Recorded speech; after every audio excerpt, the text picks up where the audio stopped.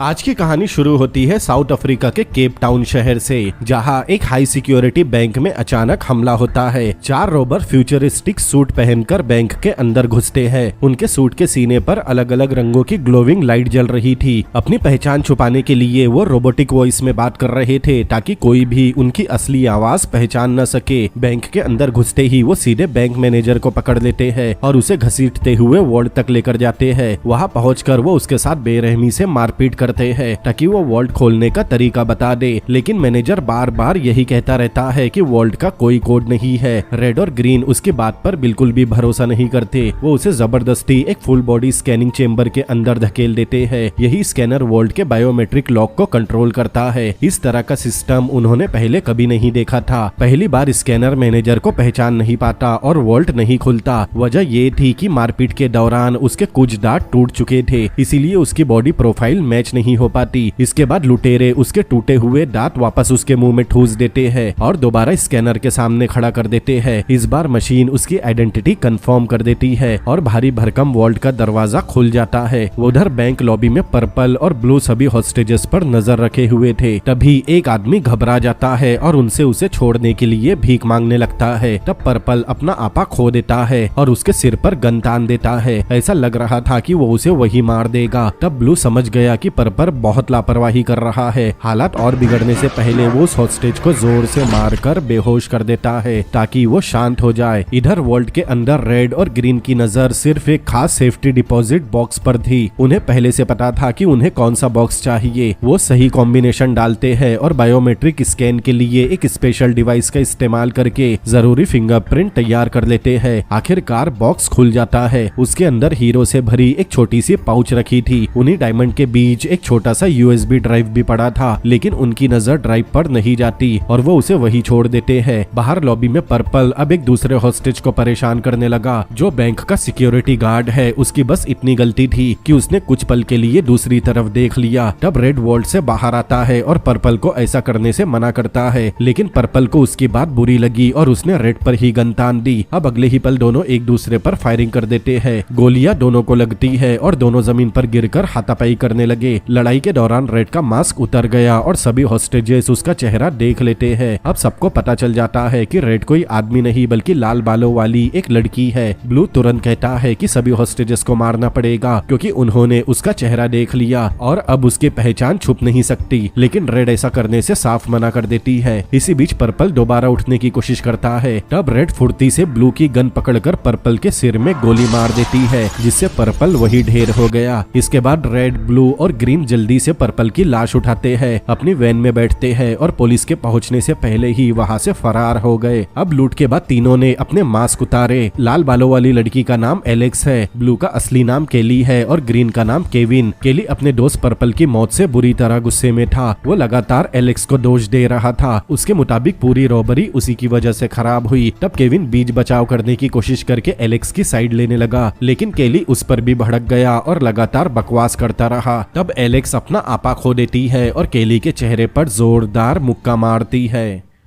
थोड़ी देर बाद तीनों अपने फ्यूचरिस्टिक सूट पहनकर नॉर्मल कपड़े पहनते हैं और वैन छोड़कर अलग अलग निकलने वाले थे। केविन डायमंड्स अपने पास रखता है। वो कहता है कि पहले वो इन्हें बेचेगा, फिर करीब 1 महीने बाद वो एलेक्स और केली को उनके हिस्से के $30,000 दे देगा, लेकिन केली को दोनों पर भी बिल्कुल भरोसा नहीं होता। जाते जाते वो वार्निंग देता है कि अगर किसी ने भी उसके साथ धोखा किया तो वो उन्हें दुनिया के किसी भी कोने से ढूंढ निकालेगा। दूसरी तरफ एलेक्स पहले से ही केविन से नाराज थी। वो इस रॉबरी का हिस्सा नहीं बनना चाहती थी। वो केविन से कहती है कि उसने ही उसे इस मुसीबत में वापस घसीटा है, इसीलिए अब उसे देश से सेफली बाहर निकालना भी केविन की ही जिम्मेदारी है। दोनों के बीच बहस हुई और आखिर में तय हुआ कि फिलहाल कुछ समय के लिए एक होटल में छुपना ही सेफ रहेगा। वहाँ से निकलने से पहले एलेक्स वैन के अंदर एक एक्सप्लोजिव लगा देती है। जैसे ही वो सुरक्षित दूरी पर पहुंचे, उसने रिमोट से वैन ब्लास्ट कर दी ताकि कोई भी सबूत पीछे न बचे। होटल पहुंचने के बाद एलेक्स लंबा बात लेती है और टीवी पर रॉबरी की खबरें देखती है। न्यूज चैनल वाले हॉस्टेजेस उसके बताए हुए हुलिये के आधार पर एलेक्स का स्केच भी दिखाने लगे। ये देखकर एलेक्स और भी ज्यादा परेशान हो गई। अपनी पहचान पूरी तरह बदलने के लिए वो अपने बालों का रंग बदल लेती है और कलर कॉन्टेक्ट लेंस भी पहन लेती है। कुछ देर बाद केविन मैसेज करके उसे अपने कमरे में बुलाता है। एलेक्स उसके कमरे की तरफ जा रही थी, तब एलिवेटर में उसे होटल का एक सिक्योरिटी गार्ड दिखाई दिया। अपनी पहचान छिपाने के लिए वो गार्ड से आई कांटेक्ट नहीं कर रही थी, लेकिन गार्ड को उसका व्यवहार थोड़ा अजीब लग रहा था। वो उसके पीछे पीछे हॉलवे तक पहुंच गया और पूछा कि क्या उसे कोई मदद चाहिए। तभी केविन दरवाजा खोलता है और मुस्कुराते हुए गार्ड से कहता है कि एलेक्स उसकी वाइफ है। तब गार्ड उनकी बात मानकर वहां से चला गया। रूम के अंदर आते ही केविन एलेक्स का नया लुक देखकर उसकी तारीफ करता है और उससे थोड़ा फ्लर्ट भी करता है। उनकी बातचीत से साफ पता चल रहा था कि दोनों कभी रिलेशनशिप में थे, लेकिन अब सिर्फ साथ में काम करते हैं। केविन बताता है कि वो एक औरत का इंतजार कर रहा है जो डायमंड को आगे पहुंचाने में उसकी मदद करेगी। वो एलेक्स से कहता है कि फिलहाल वो छुप जाए क्योंकि वो औरत आने ही वाली होगी। तब एलेक्स तुरंत बेड के नीचे छुप गई और तभी दरवाजे पर नॉक होता है। दरवाजा खुलते ही सामने जेसिका खड़ी थी। ये वही औरत है जिससे केविन मिलने वाला था, लेकिन जेसिका अकेली नहीं होती। उसके पीछे कई हथियारबंद लोग भी कमरे में घुस आए और आते ही केविन और जेसिका पर हमला कर दिया। उनमें से एक क्लिंटन नाम की लड़की थी जो कुछ ही सेकंड में केविन को काबू कर लेती है। दूसरा आदमी जेफरसन अपनी गन जेसिका पर तान देता है। फिर कमरे में उनका लीडर आता है जिसका नाम वॉशिंगटन है। वॉशिंगटन सबसे पहले जेसिका से उसका फोन अनलॉक करवाता है। तब डर के मारे जेसिका फोन खोल देती है। वॉशिंगटन उसमें एक प्राइवेट वीडियो देखता है जिसे जेसिका ने उसके एम्प्लॉयर यानी एक यूएस सेनेटर के साथ रिकॉर्ड किया था। जेसिका उस वीडियो के सहारे सेनेटर को ब्लैकमेल करना चाहती थी। तब वॉशिंगटन बिना कुछ बोले वीडियो डिलीट कर देता है और अगले ही पल जेसिका के सिर में गोली मार देता है, जिससे जेसिका वहीं पर मर गई। इसके बाद वॉशिंगटन के लोग केविन की बेरहमी से पिटाई शुरू करते हैं। केविन दर्द से चीखता रहता है और उनसे रुकने की गुहार लगाता है, लेकिन कोई उसकी बात नहीं सुनता। उधर एलेक्स अब भी बेड के नीचे छिपी हुई सब कुछ अपनी आंखों से देख रही थी। वो पूरी तरह खामोश रहती है क्योंकि बाहर निकलते ही उसकी मौत तय है। बातचीत के दौरान एलेक्स को पता चला कि केविन को इस रॉबरी का काम वॉशिंगटन के एम्प्लॉयर यानी उस यूएस सेनेटर ने दिया था, लेकिन वॉशिंगटन को डायमंड से कोई मतलब नहीं है। उसे सिर्फ वो डिवाइस चाहिए जो उसी सेफ्टी डिपॉजिट बॉक्स के अंदर रखा था। तब केविन कुछ भी बताने से इनकार कर देता है, इसीलिए वॉशिंगटन के लोग उसे और भी ज्यादा बेरहमी से टॉर्चर करने लगे। वो केविन को बेड के ऊपर घसीट लाते हैं। बेड के ठीक नीचे एलेक्स उसकी चीखें सुन रही थी, लेकिन चाहकर भी उसकी कोई मदद नहीं कर सकती। इतनी मारपीट के बावजूद केविन कुछ नहीं बताता। दर्द में भी वो वॉशिंगटन का मजाक उड़ाता रहता है। इसी दौरान केविन एक ऐसा कोड वर्ड बोलता है जिसे सुनते ही एलेक्स समझ जाती है कि वो उसे इशारा दे रहा है। वॉशिंगटन और उसके लोग दूसरी तरफ ध्यान देते हैं। तभी एलेक्स चुपके से बेड के नीचे तलाशी करती है। तब उसे वहाँ टेप से चिपका हुआ एक छोटा सा यूएसबी ड्राइव मिलता है जो बैंक के सेफ्टी डिपॉजिट बॉक्स में डायमंड्स के साथ रखा था। मतलब केविन ने वो डिवाइस ले लिया था। वो तुरंत उसे अपने पास छिपा लेती है, लेकिन केविन की हालत लगातार बिगड़ती गई और आखिरकार वॉशिंगटन की बेरहम पिटाई के कारण केविन की मौत हो गई। लेकिन वो मरते दम तक यूएसबी ड्राइव की लोकेशन नहीं बताता। तब वॉशिंगटन भड़क गया। वो अपने आदमियों को ऑर्डर देता है कि कमरे की सफाई करो और केविन के घर की तलाशी लो, शायद वो डिवाइस उसके घर में छुपा हो। इसके बाद वॉशिंगटन सेनेटर को फोन करके बताता है कि उसे अभी तक वो चीज नहीं मिली जिसकी तलाश थी। हालांकि जेसिका का ब्लैकमेल वाला वीडियो डिलीट कर दिया गया और जेसिका को भी हमेशा के लिए खत्म कर दिया गया। इधर वॉशिंगटन अभी भी सेनेटर से फोन पर बात कर रहा था। इसी दौरान एलेक्स कमरे में पड़ी एक गन ढूंढ लेती है। जैसे ही वॉशिंगटन कॉल खत्म करके पीछे मुड़ा, उसके सामने एलेक्स खड़ी थी और गन सीधे उसके सीने पर तान रखी थी। लेकिन हैरानी की बात ये थी कि वॉशिंगटन बिल्कुल भी नहीं घबराता।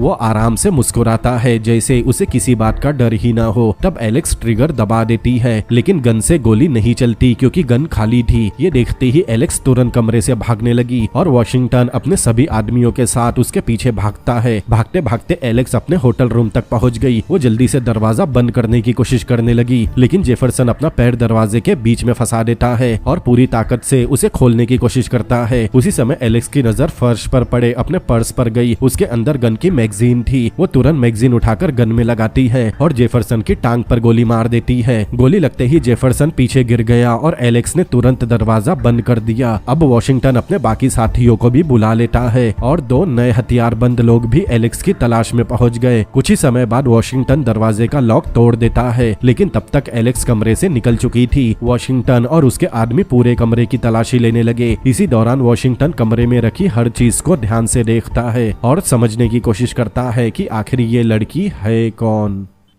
दूसरी तरफ एलेक्स चुपचाप हॉलवे में घूमते हुए फिर से जेफरसन तक पहुंच जाती है। इस बार वो गन उसकी तरफ तान देती है और जेफरसन से उसकी साइलेंसर लगी हुई गन छीन लेती है। फिर एलेक्स उस पर गन लगाकर धीरे धीरे पीछे की तरफ बढ़ने लगी। तभी सामने से वॉशिंगटन के बाकी आदमी भी पहुंच गए। इसी दौरान वॉशिंगटन की नजर एलेक्स की छोड़ी हुई एक खास गन पर पड़ी। ये कोई नॉर्मल हथियार नहीं होता, बल्कि ऐसा कस्टम हाई एंड वेपन होता है जिसे सिर्फ प्रोफेशनल एजेंट इस्तेमाल करते हैं। तब वॉशिंगटन समझ जाता है कि एलेक्स कोई आम चोर नहीं बल्कि एक हाई ट्रेन प्रोफेशनल है। इधर एलेक्स धीरे धीरे एलिवेटर तक पहुंच गई। फिर एलिवेटर आते ही वो जेफरसन को अपने साथ अंदर लेकर गई और अंदर पहुंचते ही उसे मारकर बेहोश कर दिया। तब उसी समय वॉशिंगटन के आदमी फायरिंग शुरू कर देते हैं। एलेक्स भी जवाबी फायरिंग करती है और एलिवेटर के दरवाजे बंद हो गए। लेकिन एलेक्स लॉबी में नहीं जाती। वो बीच के एक फ्लोर पर एलिवेटर रोककर बाहर निकल गई और एलिवेटर को खाली ही भेज दिया ताकि वॉशिंगटन के लोग धोखा खा जाए। इसके बाद वो स्टेयर की तरफ बढ़ी। नीचे वॉशिंगटन जल्दी ही उसकी चाल समझ गया। वो अपने आदमियों को स्टेयर के दोनों तरफ भेजता है ताकि एलेक्स कहीं से भी बचकर निकल न सके। एलेक्स दूर से ही उन्हें आते हुए देख लेती है और समय रहते स्टेयर छोड़कर दूसरी तरफ निकल जाती है। उनमें से एक गनमैन उसके पीछे आता है, लेकिन एलेक्स चुपके से उसके पीछे पहुंच गई और सर्विस एरिया में बने लॉन्ड्री लिफ्ट के अंदर कूदकर वहां से निकल गई। नीचे पहुंचकर वो फौरन अपने कपड़े बदलती है और सर्विस कॉरिडोर से होते हुए स्काई ब्रिज पार करके पार्किंग की तरफ दौड़ने लगी। उसी समय क्लिंटन ने उसे देख लिया और तुरंत रेडियो पर बाकी टीम को उसकी लोकेशन बता दी। एलेक्स अपनी ऑडी तक पहुंच गई। उसकी कार अभी भी सोप से ढकी होती है क्योंकि क्लीनर उसे साफ कर रहा था। एलेक्स तुरंत कार में बैठी और पूरी स्पीड से रिवर्स में गाड़ी निकाली। तभी पीछे से काली BMW उसका पीछा करना शुरू कर देती है। वॉशिंगटन अपनी टीम को दो अलग अलग कार्स में बांट देता है और दोनों तरफ से एलेक्स पर लगातार फायरिंग होने लगी। लेकिन एलेक्स घबराई नहीं। वो अचानक अपनी ऑडी घुमाती है और पूरी स्पीड से वॉशिंगटन की कार की तरफ बढ़ने लगी। वॉशिंगटन टक्कर से बचने के लिए आखिरी सेकंड में स्टीयरिंग मोड़ देता है। इसी बीच दूसरा गनमैन ऑटोमेटिक वेपन से लगातार गोलियां चला रहा था, लेकिन एलेक्स किसी तरह वहां से निकलकर पार्किंग के एग्जिट पर पहुंच गई। बाहर निकलते समय एक पुलिस कार उसका रास्ता रोककर खड़ी थी। तब एलेक्स बिना रुके सीधा पुलिस कार को टक्कर मारती हुई निकल गई। आगे सड़क पर मेटल स्पाइक छिपाए गए थे, लेकिन एलेक्स टोल बूथ तोड़कर दूसरी तरफ से निकलकर स्पाइक से बच गई। अब पीछे से पुलिस सायरन भी सुनाई देने लगा। उसकी खतरनाक ड्राइविंग देखकर पुलिस ने भी उसका पीछा करना शुरू कर दिया। एक पेट्रोल कार उसके बिल्कुल पीछे पहुंचकर उसकी ऑडी को टक्कर मारने लगी। एलेक्स पूरी कोशिश करती है कि कार का बैलेंस न बिगड़े। इसी दौरान वॉशिंगटन की कार एलेक्स को निशाना बनाते हुए गलती से पुलिस कार से टकरा गई। जोरदार टक्कर के बाद दोनों गाड़ियां सड़क से बाहर हो गई, लेकिन इस अफरा तफरी में एलेक्स की ऑडी भी क्रैश हो गई। वो तुरंत कार छोड़कर पैदल भागने लगी। वॉशिंगटन दूसरी कार में था, फिर अपने आदमियों के साथ फिर से उसका पीछा करना शुरू कर दिया। काफी मुश्किल से बचते हुए एलेक्स सीधा केली के अपार्टमेंट पहुंची। वो एंट्रेंस कैमरा से केली को कॉल करके बताती है कि कुछ प्रोफेशनल हिटमैन उसके पीछे पड़े हैं और केविन पहले ही मारा जा चुका है। शुरुआत में केली उसकी बात पर बिल्कुल यकीन नहीं करता, लेकिन एलेक्स लगातार उसे समझा रही थी और अंदर आने की रिक्वेस्ट कर रही थी। तब आखिरकार केली दरवाजा खोल देता है। ठीक उसी समय सड़क से गनमैन ने एलेक्स पर फायरिंग शुरू कर दी। दोनों जल्दी से अपार्टमेंट के अंदर भागते हैं और केली के पास मौजूद सभी हथियार निकालते हैं। केली अब भी बहुत ओवर कॉन्फिडेंट में था। उसने एलिवेटर नीचे भेज दिया। उसका प्लान था कि जैसे ही गनमैन एलिवेटर से ऊपर आएंगे, वो दरवाजा खुलते ही उन्हें गोली मार देगा। इसी बीच एलेक्स केविन की वाइफ पेनी को फोन करती है। वो उसे वार्निंग देना चाहती थी कि वॉशिंगटन अगला निशाना उसे ही बनाएगा। एलेक्स बताती है कि उसके घर के एटिक में काफी सारा कैश छिपा है और केविन ने एलेक्स के लिए एक खास पैकेज भी वही छिपा कर रखा था। वो पेनी से उसे साथ लाने के लिए कहती है, लेकिन पेनी पहले से एलेक्स को पसंद नहीं करती। उसे लगता है कि एलेक्स झूठ बोल रही है, इसीलिए वो उसकी कोई बात नहीं मानती। उधर एलिवेटर वापस ऊपर आने लगा। केली राइफल लेकर दरवाजे के पास तैयार था। दरवाजा खुलता है, लेकिन अंदर कोई नहीं होता।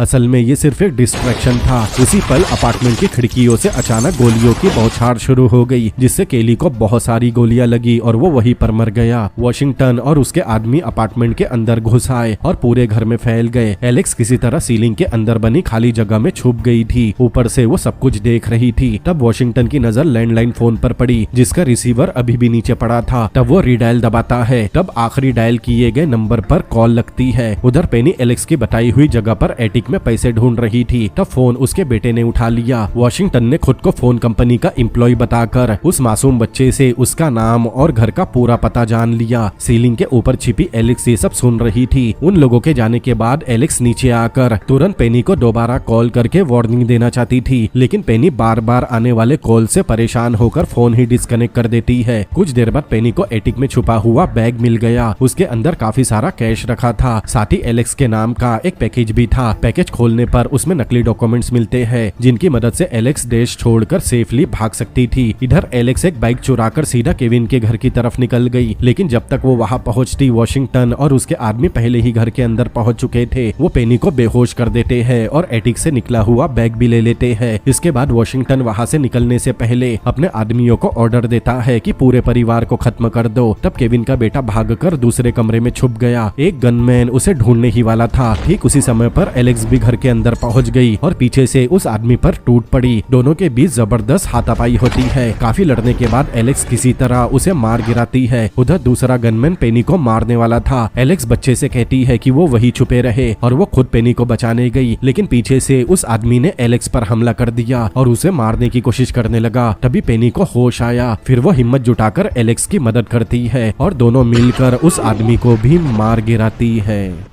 घर में मौजूद आखिरी गनमैन को मारने के बाद एलेक्स सीधा केविन के ऑफिस में गई। फिर वो उस यूएसबी ड्राइव को कंप्यूटर में लगाती है, जिसे उसने होटल में वॉशिंगटन की नजरों से बचाकर अपने पास छिपा लिया था। अब उसे उम्मीद होती है कि शायद इस यूएसबी में मौजूद जानकारी से पूरी साजिश का सबसे बड़ा राज सामने आने वाला है। जैसे ही एलेक्स यूएसबी ड्राइव को कंप्यूटर में लगाती है, बिना कुछ किए उसके अंदर का प्रोग्राम अपने आप चलने लगा। कुछ ही सेकंड में एलेक्स को समझ में आ गया कि यूएसबी के अंदर जीपीएस ट्रैकिंग डिवाइस एक्टिवेट हो चुका है, जो उनकी एग्जैक्ट लोकेशन किसी और तक भेज रहा है। खतरे को भांपते ही एलेक्स तुरंत यूएसबी ड्राइव को कंप्यूटर से निकाल देती है, ताकि सिग्नल पूरी तरह ट्रांसमिट होने से पहले ही रुक जाए। इसके बाद एलेक्स पेनी और केविन के बेटे के साथ जल्दी से जरूरी सामान इकट्ठा करती है और बिना समय गवाए वहां से निकल जाती है। उधर दूसरी तरफ सेनेटर बहुत गुस्से में वॉशिंगटन को फोन करता है। उसे इस बात पर गुस्सा आ रहा था कि इतनी कोशिशों के बाद भी वॉशिंगटन अब तक यूएसबी ड्राइव हासिल नहीं कर पाया। इस बार सेनेटर अपनी सबसे खतरनाक फोर्स को भी वॉशिंगटन की मदद के लिए भेजता है और साफ शब्दों में कहता है कि इस मिशन में फेल होने का कोई ऑप्शन ही नहीं है। इधर होटल में वॉशिंगटन के आदमी बड़ी सफाई से मारे गए लोगों की बॉडीज को बैग में भरते हैं और किसी को शक हुए बिना उन्हें अपनी व्हीकल में रखकर वहां से निकल जाते हैं। उसी समय एलेक्स भी होटल पहुंची। वो दूर से उस कार को पहचान लेती है, जिसने कुछ ही देर पहले उसका पीछा किया था। शक होने पर एलेक्स उस कार का पीछा करना शुरू करती है, लेकिन इतनी दूरी बनाकर कि किसी को उसके बारे में पता न चले। कुछ देर बाद वो कार शहर से दूर एक सुनसान इंडस्ट्रियल एरिया में पहुंची। वॉशिंगटन और उसके साथी वहां उतर गए। इसी दौरान घायल जेफरसन शिकायत करने लगा कि किसी ने उसकी चोट का इलाज तक नहीं करवाया। क्लिंटन उसे डांटते हुए चुप रहने कहती है। वो वार्निंग देती है कि अगर उसने ज्यादा शिकायत की तो उसका अंजाम भी बाकी लोगों जैसा होगा। उधर एलेक्स चुपके से उसी बिल्डिंग के अंदर घुस गई और अंधेरे का फायदा उठाकर छुप गई। लेकिन तभी उसे गलत समय पर पेनी का कॉल आ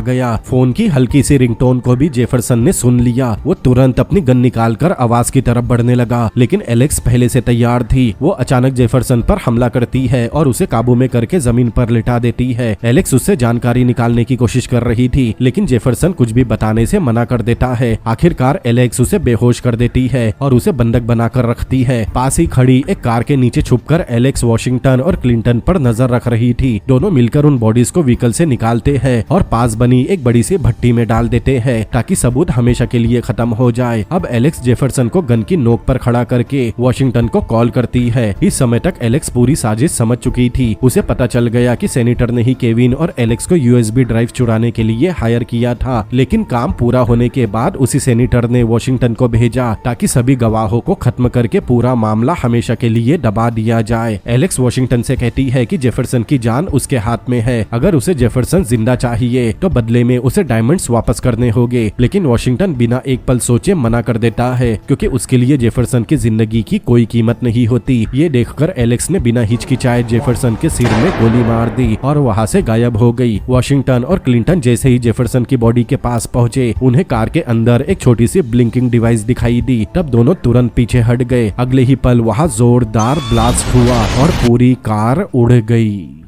कुछ देर बाद वॉशिंगटन फिर से एलेक्स को फोन करता है। इस बार एलेक्स जानबूझकर फोन बजने देती है और खुद पास में छुपकर उनका इंतजार करती है। जैसे ही वॉशिंगटन और उसके आदमी आवाज की दिशा में बढ़े, एलेक्स ने अचानक उन पर हमला कर दिया। वो वॉशिंगटन को गन पॉइंट पर ले लेती है और उससे डायमंड्स मांगती है, लेकिन इस बार एलेक्स एक बड़ी गलती कर बैठी। उसे पता ही नहीं चला कि उनका तीसरा साथी पीछे से उसके बिल्कुल करीब पहुंच चुका है। वो पीछे से एलेक्स के सिर पर जोरदार वार करता है, जिससे एलेक्स बेहोश हो गई। कुछ समय बाद जब एलेक्स की आंख खुली तो वो चेयर से बंधी हुई थी। उसके शरीर पर चोटों के निशान थे और उसका काफी खून बह रहा था। क्लिंटन उसे इलेक्ट्रिक शॉक देकर होश में लाई थी। अब वॉशिंगटन और उसके लोग उससे यूएसबी ड्राइव की लोकेशन उगलवाना चाहते हैं। वॉशिंगटन हमेशा की तरह पूरी तरह शांत दिखाई देता है। उसके चेहरे पर किसी तरह की कोई जल्दबाजी नहीं होती। ऐसा लग रहा था जैसे उसे लोगों को डरते और तड़पते हुए देखना पसंद हो। वो एलेक्स से कहता है कि जिस डायमंड पाउच के लिए इतनी जाने गई, उसके अंदर मौजूद डायमंड्स असली नहीं बल्कि नकली थे। अब अगर एलेक्स कॉर्पोरेट करेगी तो उसके लिए सब कुछ आसान हो जाएगा। लेकिन एलेक्स उसकी बात सुनकर हंस रही थी। वो कोई भी इंफॉर्मेशन देने से मना कर देती है। इसके बाद क्लिंटन उसे दोबारा शॉक देने लगी। फिर वॉशिंगटन अपने आदमियों को ऑर्डर देता है कि एलेक्स की टांग को एक भारी बेंच वाइस में कस दिया जाए। धीरे धीरे वाइस का दबाव बढ़ाया जाता है। एलेक्स दर्द से तड़पने लगी, लेकिन फिर भी उसके मुंह से एक शब्द नहीं निकलता।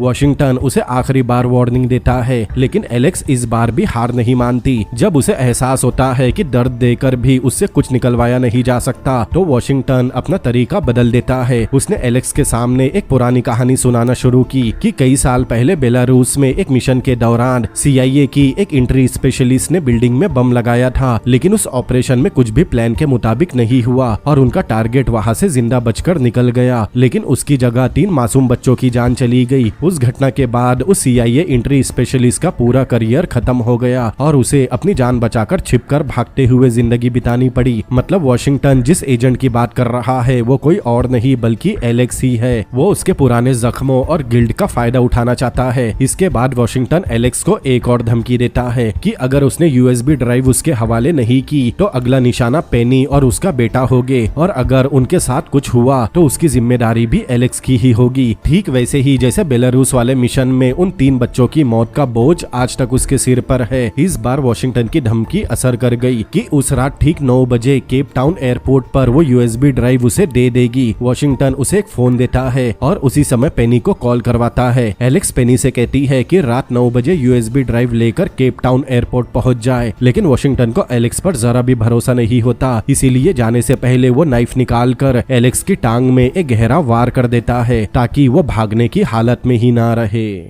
शाम होते ही एक काली सीडान केप टाउन एयरपोर्ट के बाहर आकर रुकी। वॉशिंगटन कार से उतरता है और घायल एलेक्स को अपने साथ लेकर टर्मिनल के अंदर जाता है। एलेक्स की चोट की वजह से उसकी चाल काफी धीमी हो गई थी, लेकिन दोनों ऐसे चलते हैं जैसे एक दूसरे को जानते ही हो ताकि किसी का ध्यान उनकी तरफ ना जाए। उधर पेनी भी अपनी पहचान छिपाने के लिए विग पहनकर एयरपोर्ट पहुंची। चलते चलते वो बड़ी चालाकी से लॉकर की एलेक्स के हाथ में पकड़ा देती है। वॉशिंगटन एलेक्स को खुद लॉकर खोलने के लिए कहता है। पहले एलेक्स मना कर देती है, लेकिन वॉशिंगटन उसे याद दिलाता है कि बैंक रॉबरी के बाद उसका चेहरा हर न्यूज चैनल पर दिखाया जा चुका है। अगर वो सिर्फ उसकी तरफ इशारा कर दे तो पुलिस उसी समय एलेक्स को गिरफ्तार कर लेगी। तब मजबूर होकर एलेक्स लॉकर खोलने के लिए तैयार हो गई। इधर पेनी जब टर्मिनल के अंदर आगे बढ़ रही थी तब उसे एहसास होता है कि वॉशिंगटन का एक आदमी दूर से लगातार उसका पीछा कर रहा है। उधर वॉशिंगटन एलेक्स को स्टोरेज एरिया में लेकर गया। एलेक्स लॉकर खोलती है और उसके अंदर रखा एक बड़ा सा मेटल केस बाहर निकालती है। वो केस खोलकर यूएसबी ड्राइव वॉशिंगटन को दिखाती है, लेकिन इसके बावजूद भी वॉशिंगटन पूरी तरह शांत नहीं होता।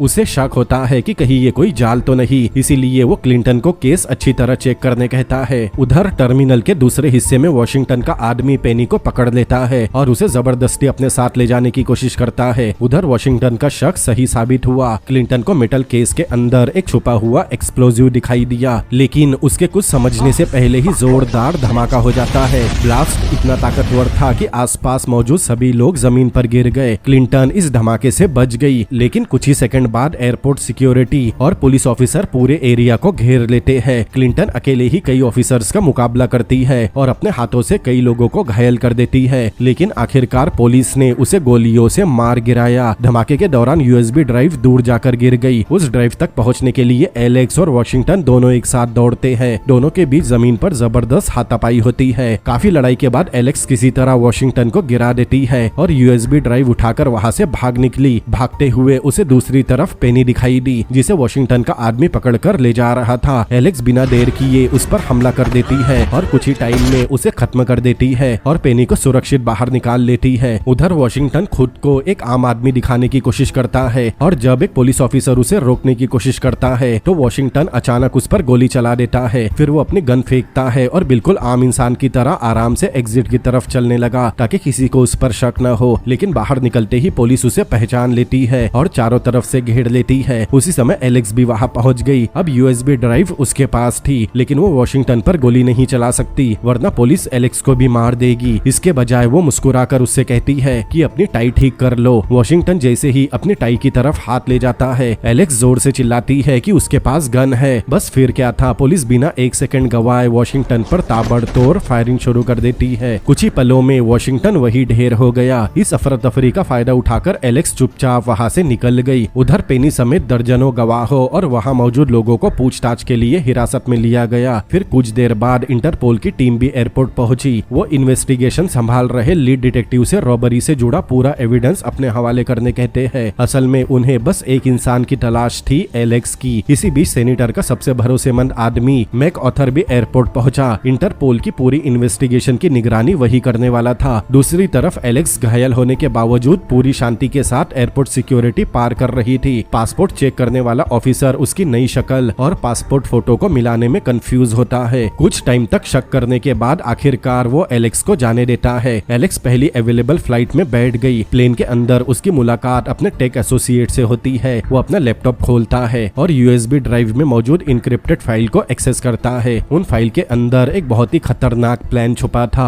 डॉक्यूमेंट से पता चलता है कि एक फेक इंटरनेशनल इंसिडेंट की पूरी प्लानिंग की गई थी ताकि अमेरिका को नए वॉर में धकेला जा सके। अगर ऐसा होता तो सेनेटर और उसके साथियों को हथियार और पॉलिटिकल डील में अरबों का फायदा होता। साथ ही आने वाले इलेक्शन में उनकी जीत लगभग तय हो जाती। अब एलेक्स पूरी सच्चाई जान चुकी थी। वो वॉशिंगटन के फोन पर कॉल करती है। फोन इस बार मैक ऑथर उठाता है। एलेक्स बिना डरे उसे बताती है कि अब उसे उनके पूरे प्लान का पता चल चुका है और अब यूएसबी ड्राइव में मौजूद सारी जानकारी जल्दी ही मीडिया और प्रेस तक पहुंच जाएगी। मैक ऑथर उसे आखिरी चेतावनी देता है। वो कहता है कि अगर एलेक्स ने ऐसा किया तो वो दुनिया के किसी भी कोने में चली जाए, वो लोग उसका पीछा कभी नहीं छोड़ेंगे। लेकिन इस बार एलेक्स बिल्कुल नहीं डरती। इसी दौरान उसका प्लेन धीरे धीरे रनवे से उड़ान भरता है और आसमान में गायब हो जाता है। दूसरी तरफ मैक ऑथर सेनेटर से बात करता है। सेनेटर पूरी तरह खामोश बैठा था। उसे समझ आ चुका था कि उसकी कई सालों की पॉलिटिकल प्लानिंग तबाह हो गई। उसकी सत्ता, उसका सपना और शायद उसका पूरा करियर अब खत्म होने वाला है। और इसी के साथ मोमेंटम 2015 की कहानी यही खत्म होती है।